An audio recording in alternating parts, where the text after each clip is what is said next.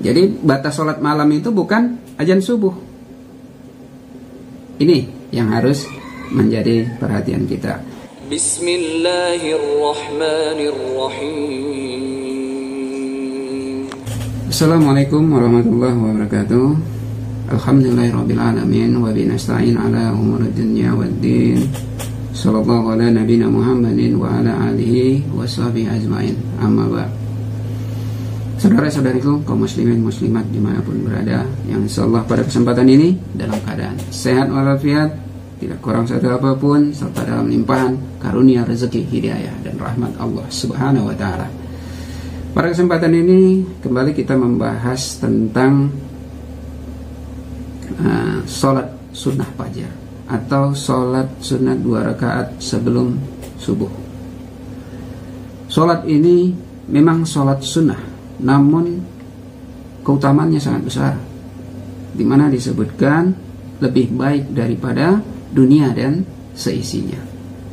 Terbayang keutamaan ini sama seperti 1/10 yang didapatkan orang yang terakhir masuk surga. Ini kita dapatkan, bahkan ini disebutkan lebih baik daripada dunia dan seisinya. Sementara orang yang terakhir masuk surga setelah dia keluar, namanya orang terakhir masuk surga, berarti dia orang terakhir keluar dari neraka. Dia hanya mendapatkan 10 kali dunia dan seisinya. Sementara orang yang salat subuh ini lebih baik dari dunia dan seisinya. Ini keutamaannya. Makanya Nabi SAW disebutkan sangat memegang daripada sholat sunnah ini.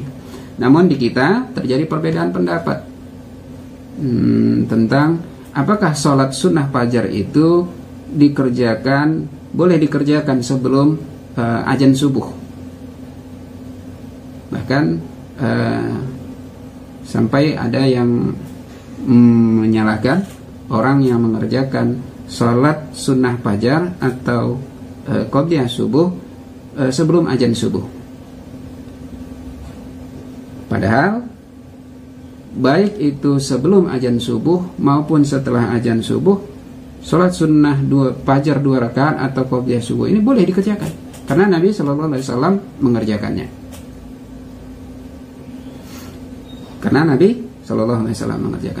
Pada pembahasan sebelumnya sudah kita sampaikan bahwa sholat sunnah fajar saking utamanya tidak hanya dua. Kita sebutkan bahwa ada 5 waktu bisa mengerjakan sholat sunnah fajar. Bisa sebelum azan subuh, bisa setelah subuh, setelah azan subuh, sebelum sholat subuh. Baru yang ketiga, boleh setelah sholat subuh berjamaah dikerjakan, jika memang dia tadi sebelum sholat subuh berjamaah tertinggal sholat sunnah fajarnya. Baru yang keempat, bisa dikerjakan setelah terbit matahari. Misal dia dapat sebelum terbit matahari hanya dapat sholat subuhnya aja, sementara sholat sunnah fajarnya belum ia dapatkan, maka bisa dikerjakan setelah terbit matahari. Lalu yang kelima, sholat sunnah fajar dan sholat subuhnya ini dikerjakan setelah terbit matahari. Ini ya biasa bagi kita yang kesiangan. Ada 5 waktu bisa mengerjakan sholat sunnah fajar dan sholat subuh. Sholat sunnah fajarnya bisa 5 tadi dikerjakan. Jadi tidak hanya 2. Walaupun demikian, pada kesempatan ini kita akan membahas bahwa untuk memperkuat yang pertama tadi ya, bahwa sholat sunnah fajar atau qobliyah subuh itu bisa dikerjakan sebelum azan subuh. Ini kita bahas tambahannya lagi untuk memperkuatnya, bahwa ada sunnah yang diperintahkan Nabi SAW tidur sebelum sholat subuh. Mungkin sebelum sampai situ kita coba review kembali sebelumnya, bahwa karena masih ada yang pertanyaan kemarin, kenapa kok bisa dikerjakan sebelum azan subuh. Sholat sunnah fajar ini kenapa bisa dikerjakan sebelum azan subuh?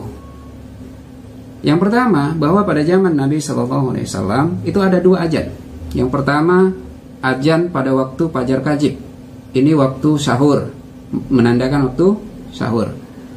Yang kedua, azan pada waktu fajar shidik. Inilah waktu masuk sholat subuh. Ini sama-sama fajar. Yang ini fajar kajib, yang ini fajar shidik. Jadi Nabi SAW ini kenapa mengerjakan setelah azan yang pertama atau di waktu sahur beliau mengerjakan sholat sunnah fajar, karena beliau menyambung daripada sholat malam. Ketika sholat malam panjang, karena sholat malam ada yang dikerjakan 2 rakaat, lalu jika khawatir tutup dengan 1 rakaat. Lalu beliau menyambung dengan 2 rakaat sholat fajar. Ketika muadzin sudah mengumandangkan azan yang pertama. Itu yang dicontohkan Nabi SAW. Namun pada pembahasan kita kali ini bahwa kita menambahkan bahwa ada sunnah, ada sunnah yang dilakukan Nabi SAW yang bisa kita contoh, bahwa beliau mencontohkan dan memerintahkan jika kita selesai sholat fajar, maka hendaklah ia berbaring dengan posisi miring ke kanan. Ini riwayat dari Abu Hurairah, dari riwayatnya Abu Hurairah ada di Sunan At-Tirmizi. Qala Rasulullah sallallahu alaihi wasallam, "Idza shalla ahadukum rak'atai fajri falyatta'iz ala yamini." Rasulullah sallallahu alaihi wasallam bersabda, jika salah seorang dari kalian selesai melaksanakan salat 2 rakaat fajar, maka hendaklah ia berbaring dengan posisi miring ke kanan. Jadi Nabi SAW memerintahkan kepada kita agar setelah selesai melaksanakan salat 2 rakaat fajar, maka hendaklah ia berbaring dengan posisi miring ke kanan. Ini dibenarkan Ummul Mukminin Aisyah radhiyallahu anha yang menyebutkan bahwa jika Nabi SAW selesai sholat 2 rakaat fajar, maka ketika aku sudah bangun, maka beliau mengajakku berbincang-bincang. Jika aku belum bangun, maka beliau tidur lagi. Ini ada disebutkan di Sahih Muslim. Lalu hal ini juga bisa kita lihat bagaimana tegasnya seorang Abu Hurairah terhadap sunnah tidur sebelum sholat subuh. Ini bisa kita lihat di Sahih Ibnu Hibban nomor hadis 2468,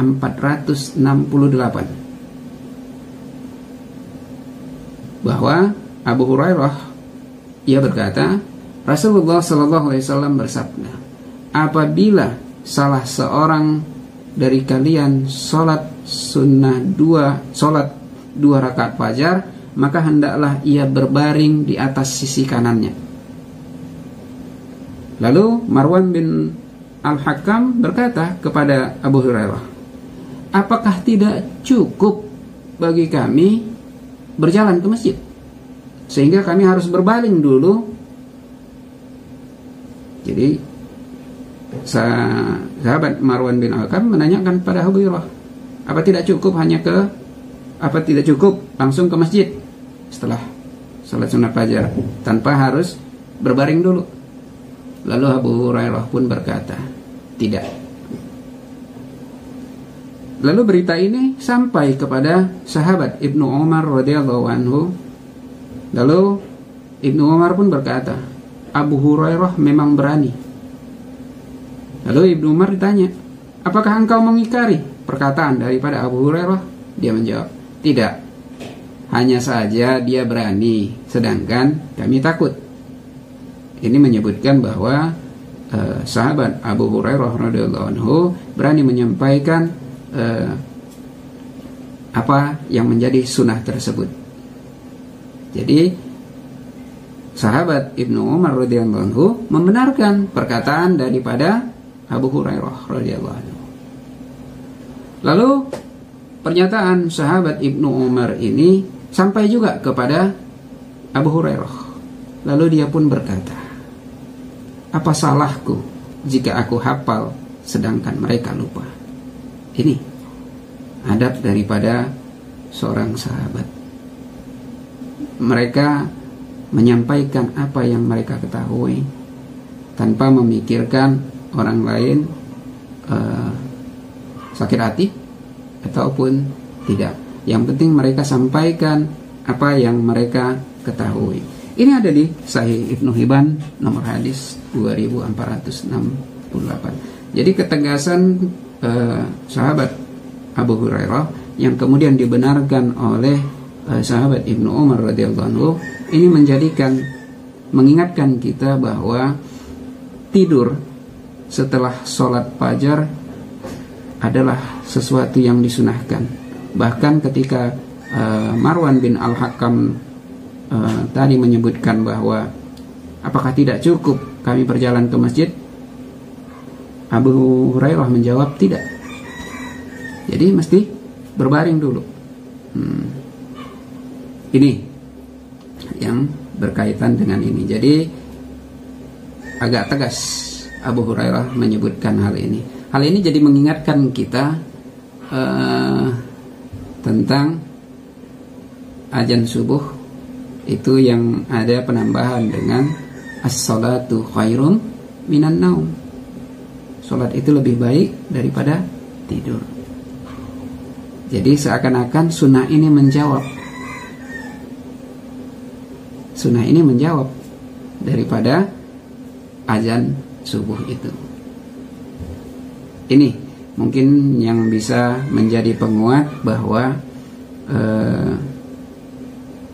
kenapa tidur sebelum sholat subuh itu menjadi sunnah. Dan ini juga menjadi penguat kenapa sholat sunnah fajar boleh dikerjakan sebelum azan subuh. Jadi menjawab hal ini sekaligus memperkuat bahwa bolehnya sholat sunnah fajar sebelum azan subuh. Jadi tidak perlu kita berselisih pendapat, memperlebar jarak tentang hal ini karena sama-sama benar. Silahkan kita mengambil yang mana, mengambil kesempatan yang mana. Kalau kita memang sholat malamnya itu panjang sampai menjelang atomah atau menjelang sahur, silahkan bisa mengambil hal ini. Jadi sambil menunggu azan subuh, ketika sewaktu masuk sahur. Jadi sholat malam itu di batasnya itu sahur, bukan azan subuh. Beda ya, ini hati-hati kita. Sholat malam itu batasnya adalah fajar kajib, yaitu sahur. Jadi ketika kita khawatir udah masuk waktu sahur, maka tutup satu rakaat. Kalau kita mau menyambungnya dengan sholat sunnah fajar, sambung di sini. Baru kita tidur lagi. Baru nanti ketika azan subuh, baru kita bangun ketika azan subuh untuk sholat subuhnya. Itu.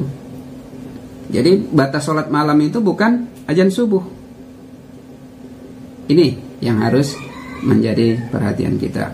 Jadi yang manapun itu pilihan kita, sesuaikan dengan kondisi kita. Yang penting jangan tinggalkan sholat fajar. Kalaupun kesiangan, bisa nanti sampai dikerjakan setelah misalnya setelah ketika bangun ke masjid, jumpa orang udah sholat berjamaah, ya udah ikuti jamaah, baru nanti setelah sholat berjamaah kerjakan sholat sunnah fajarnya. Kalau nggak dapat nanti sebelum terbit matahari, kerjakan setelah terbit matahari. Atau memang kesiangan, jam 9 mungkin bangun, jam 8 matahari udah tinggi, ya nggak apa-apa, kerjakan pelan-pelan sholat sunnah fajar dulu, baru sholat subuhnya. Nabi SAW mencontohkan itu semua. Jadi tidak perlu kita berdebat masalah hal itu. Mungkin mudah-mudahan bermanfaat bagi kita semua, khususnya bagi pribadi saya. Kurang lebih mohon maaf jika ada yang kurang. Kepada Allah saya mohon ampun, karena tidak ada kebenaran selain kebenaran dari Allah Subhanahu wa taala. Billahi taufiq wal hidayah. Assalamualaikum warahmatullahi wabarakatuh.